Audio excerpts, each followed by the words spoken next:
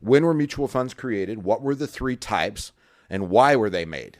Ooh, man, that's a good question. So 1924. 1924. Let's start with why.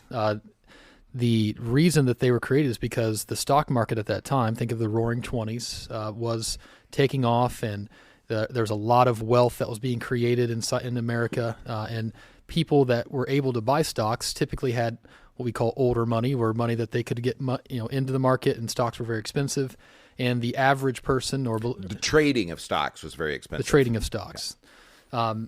But to the average person who just had a regular job, they didn't necessarily have the amount of money that it took to be able to actually participate in the stock market. So mutual funds were a way that it would allow common people to put a little bit of money, buy a fraction of a share, if you will, and be able to get a basket of different stocks at a more affordable price than what they would if they had to buy the individual stocks. So it essentially allowed the common man to have participation in the market. Pretty good. I would give you a B+. I'll take a B+.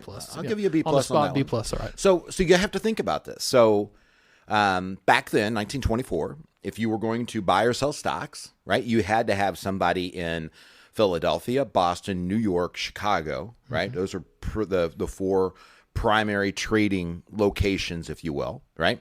So there was no email, there was no fax machine, so Daren had to get me money. I had to, as the money manager, had to buy stocks for Daren, right?